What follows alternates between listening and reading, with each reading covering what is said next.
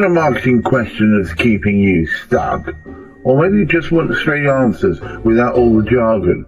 Join us every Tuesday at 11:30am for the Marketing Drop-In with Gareth and Kirsty. It's free, it's live, and you can bring any challenge, big or small. The Marketing Drop-In, clarity without the fluff. See you Tuesday.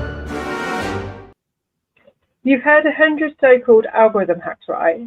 Post at 3 minutes past 8 on a Tuesday while standing on one leg or whispering sweet nothings at your laptop. But still nothing works. So here's the truth. The algorithm isn't broken. It's just bored of your content. Bit brutal, I know, but it's honest. So today we're cutting through the noise and get to what LinkedIn actually rewards. Not what some guy on YouTube said back in 2020 while wearing sunglasses indoors and living it up in life because there was nothing else to do. It does look cool, though. Carry on. Sometimes. Welcome to Smash My Algorithm, the show where we will stop taking the misery out of LinkedIn and give you something useful for once. He's Gareth Wax and I'm Kirsty Hall, and between us, we're putting an end to the nonsense advice you've probably wasted many hours trying. Forget the hashtags, the pods, and the engagement tricks. We're keeping this simple, practical, and slightly entertaining, because if we're bored about it, then you're definitely bored listening. So here's the big reveal. You've tried everything. Links, no links, long posts, short posts, pictures of your cat in a tie. Yet nothing's sticking. Thought you'd like that, knowing that you go on and write your cat videos, Gareth.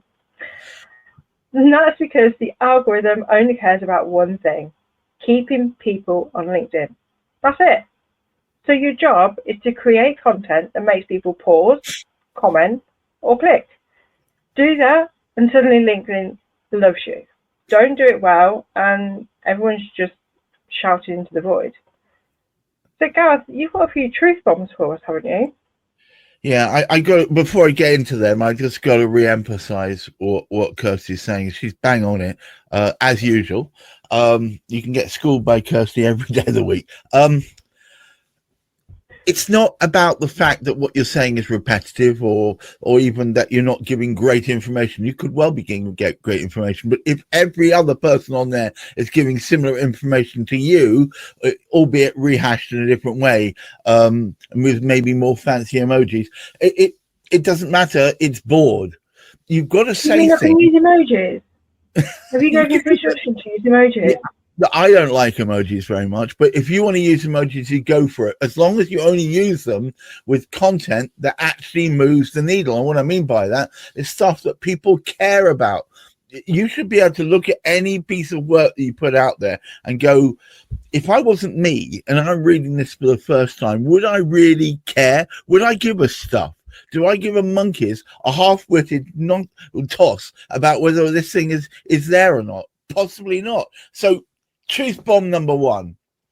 The algorithm, which isn't the thing, it's a whole series of software programs and gates and we package it all together and call it the algorithm. It favors content that creates conversation. So stuff that tells you about your weekend and how marvelous it was will get lots of people commenting, but it won't lead anywhere in particular.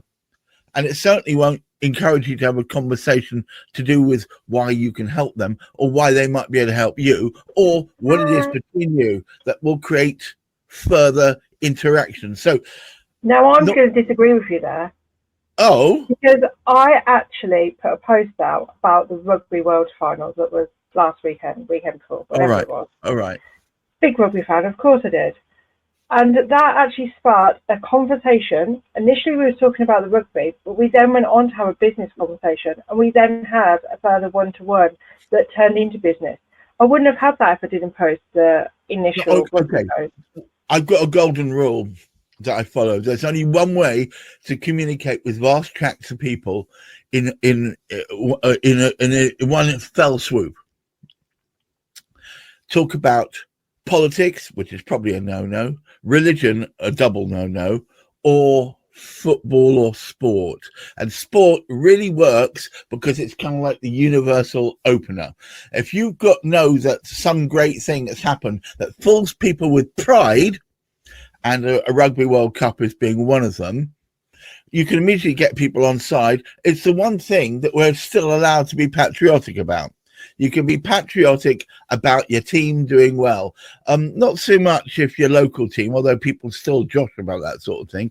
But if it's the country team and you say, we did so well, everybody loves to join in with that. If you could then use it as a lever to create further conversation, that's the important point. So let's double down on this first truth bomb.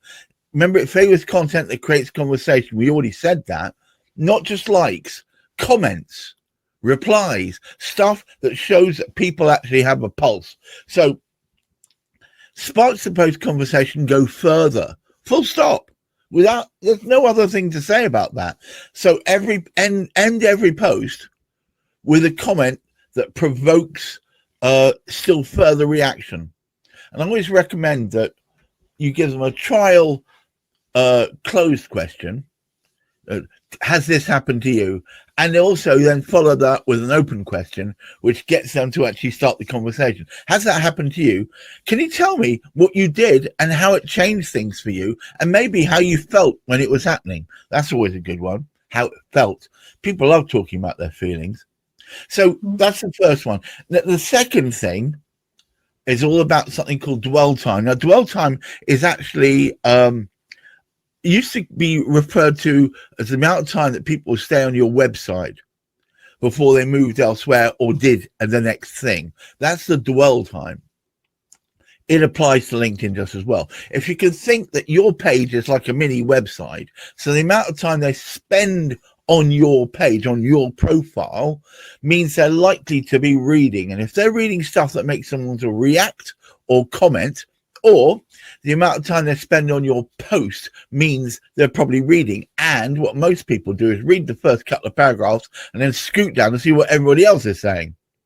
Now, if you can get them to make a comment, or better still, because what's better than making a comment is if they react to somebody else's comment. So you end up having sub-conversations building in there. That's brilliant. That's brilliant. Because not only does it help the algorithm, because it makes it, I'm giving it a human characteristic here, makes it believe that what you said has created interest and therefore more people ought to see it, therefore it opens the aperture so more people get to see it in the first place, which is better reach. The longer they read, the more reach they get. Because if you can get them to stop scrolling, the algorithm smiles, if you like. So use open One of the best posts I done was about a scone or scone, what do you call it? But then the next part of it was you put the cream first or the jam first. Well, this is because anything that's an age-old question, anything, and if you're not from Britain, I apologise to you, but there are two parts of the country, Dorset and Cornwall, and each one of them puts the cream. We have a thing called a scone, which is a bit like a cookie, if you like. Well, it's a crumbly cookie, if you like. Less squidgy in the center and more crumbly, but with a definite flavor. We have them with either currants or sultanas or without. I prefer mine with. Heather, my wife, prefers them without. The cheese Stop now. With a cream cheese and a chutney. You're perverting the conversation onto food. One of my favorite topics. Kirsten and I could talk about food for hours. Anyway, let's get back to this. Back to LinkedIn. But the point is, there's always been a conversation, or rather a friendly rivalry between these two counties in the UK. Think of them as states. They're between these two states, if you will, in the UK, about which order you place cream and jam on. I never wanted to tell you one, but if you turn the whole thing upside down, it doesn't really matter anyway. So moving on. But the point is, if you post up something about a friendly rivalry, if you know there is, you know that a quantile of the population that read it will have an immediate response.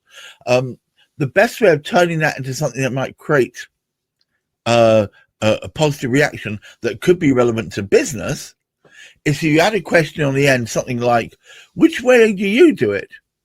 And does that apply to the way in which you work? Do you often do things a different way to other people do it? Tell me in the comments. No, you see what I did there?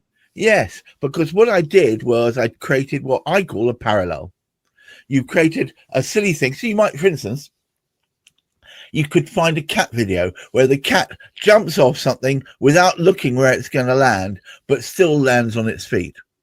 And you could do something like, wow, this cat, we thought it was going to use up one of its 9 lives, but look at that, land on its feet. Do you find that when you take a chance in business, you always land on your feet, or do you sometimes reach out for help? Do you see what I did there? I I somehow... love the fact the cat videos are back. Right, why not? All right, so truth bomb number 3. It's not hashtags, it's people that trigger the algorithm. So what do I mean by that? All right, it sounds like I'm just giving you a basic truism. Yes, of course, we know that the internet is full of humans, but we also know it's full of other things as well, such as AI and so on. We don't want AI to respond, or we do, but we don't, because we want real interaction. AI is great. It's great at helping you make what you're trying to say syntactically correct and looking a certain way. You want to make it more serious, you can make it more serious. You want to make it more elegant, you can make it more elegant. But if you don't start off with your stuff at the kernel of it, and then if you get other people reacting to it using AI, there's no real conversation there at all. So what you want is humans to respond. So you must make sure that the more humans respond, the more LinkedIn boosts it, again creating more reach. So the most important, I would like to everybody watching this, take this as your new motto. I will comment on other people's work first, before and after you post, and comment on your own last. If you comment on your own work within 10 minutes of having posted it, it will downgrade the effectiveness of your post. You should always comment on other people's stuff and other people's posts. I mean, you could even be quite sneaky and note the people who are viewing your content, go and view theirs, put a comment on the recent stuff they've done, which would possibly encourage them to go back and make a comment on yours, especially if it's on a similar subject. Quick question, because I mentioned links when I introduced this show, and you've mentioned links as well. Somebody told me links in a post is banned and it damages the algorithms, and you put the link in the comments. True, not true? Where do links go? Yes, it does. Yes, it does. Well, no, it's an interesting one. It used to be, yes, it used to almost negate your efforts. It doesn't now. It does knock it right back if you do it within the first 10 minutes. So you can go back and edit it 10 minutes later and put the link in. It still knocks it back by, I think, 3 or 4%, but it's still worth having it there. The problem with putting it in the comments only occurs when people reshare it, because the comments won't be reshared. And so you might have lost that very thing that's so important to be there. Yeah. You remember, you could also put in the imagery a QR code. So it might be a really cool thing to do, to have a statement with a QR code and saying, scan here if you want to know more. Just purely. The issue with that, if I was viewing it on my mobile phone, I can't use my mobile phone to scan my mobile phone. I only have one phone. Quite right. Which is why you do need it in both places. But if you go to work, for instance, after you've been doom scrolling on your LinkedIn, you've been swiping left and right like crazy. When you get to work, you'll probably move to using LinkedIn on the desktop, at which point, if you come across that post, having the mobile right next to you, you'll go and scan it. And it's been shown to really help with engagement on landscape type content. Yeah, so very little point in putting QR codes on vertical content. Great deal of point putting QR codes on horizontal or landscape content. So let me summarize a little bit. What matters most? comments do, reshares do, and you're only going to get the reshares if people are actually interacting with it. Keep people on the post. Engage like a human would, not a marketeer, and certainly not AI. Try to do it from the point of view of, I've created a bit of interest, let's double down on it. You don't need to beat the algorithm. You need to work with it. You need to show up with something worth reacting to. Remember what I said earlier, why should I care? That's what you're going to be asking yourself when you write that content. Over to you, Kirsty. So, as always, we've got a challenge for you listeners out there today. And that challenge for this week is, on your next LinkedIn post, add a question to the end. And like Gareth says, try and make it an open question so people can actually write their comments. You could do a closed question first and then an open question to follow. Use the closed question as almost like a trial one to get people into it. That's a good point, actually, yeah. So closed question, then an open question. Then, but before you publish it, make sure you're commenting on other people's posts. Then after you've published it, go and comment on at least 5 other posts, because that's the little bit that LinkedIn wants. Think of it as like, I don't know, going and putting your lipstick on before your foundation. You don't. You put your foundation on, then your lipstick, for you ladies out there. Also, can you make sure that you don't write nice post or I'm so glad to see this? Make reference to something that was said in the post in such a way that it looks like you're really interested. And for God's sake, don't write. I really love the way you talk about that. Would you like to buy my IQ Koki 2000? Try and avoid turning it into a pitch grab. But also, you should be using 5 to 6 words in a comment for it to actually mean anything. So just think about that when you're writing your comments.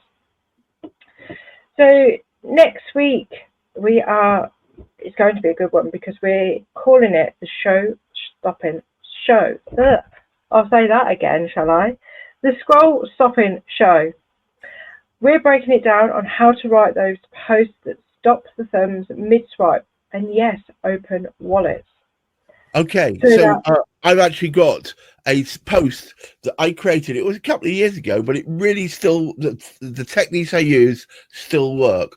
And we're going to use that as an example and work through it. It was about workplace bullying, but I managed to get 65 comments within 3 hours. And the reason why I got so many comments on it, and this without any kind of boosting, and most importantly, I issued that out at 1 o'clock in the morning on a Sunday, which is one of the most unpopular times on LinkedIn. And I did that as a test. At that time of day? That's the point. The thing was, I used a certain graphic, I put it out there in a certain way, and I wrote it in a method that even though it was quite long, it got people to read to the end. And we're going to go through all those techniques next week. We are indeed. So that's Tuesday, 11 a.m. See you there. See you there on All Sorts of Facts. All Sorts of Facts. Till then.